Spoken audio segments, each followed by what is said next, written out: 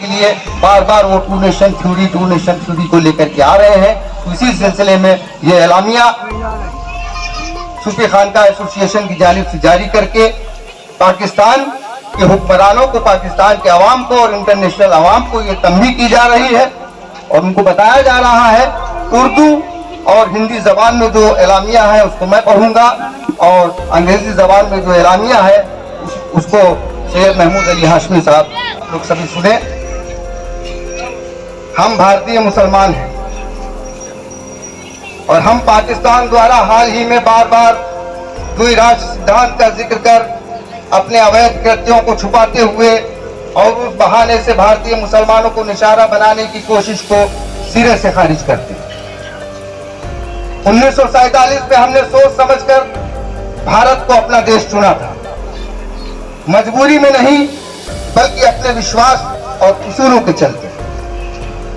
भारत जब आजाद हुआ तब उसने खुद को एक धर्मनिरपेक्ष लोकतंत्र के रूप में स्थापित किया, एक ऐसा देश जहां मुसलमानों समेत हर धर्म के लोगों को बराबरी का हक और सम्मान मिला।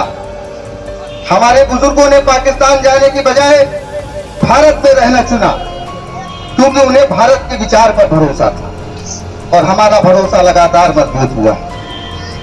आज 2025 में पाकिस्तान का दोबारा जिन्ना का नाम लेकर हमें बांटने की कोशिश करना न सिर्फ इतिहास को गलत तरीके से पेश करना है बल्कि करोड़ों भारतीय मुसलमानों का गहरा अपमान भी है। ये मान लेना कि हम कहीं भटके हुए हैं या हमारी वफादारी में संदेह है, यह सोचना ही गलत है।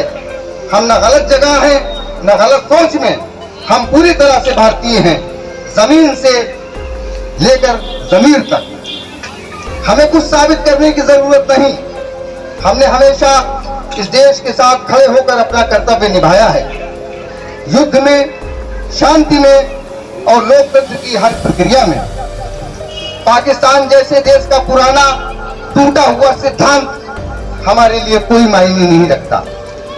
भारतीय मुसलमान अपने हिंदू, सिख, ईसाई, जैन, बौद्ध, पारसी और दूसरे धार्मिक समूहों के भाइयों बहनों के साथ कंधे से कंधा मिलाकर खड़े हैं, एकजुट, मजबूत और भारत के लिए समर्पित।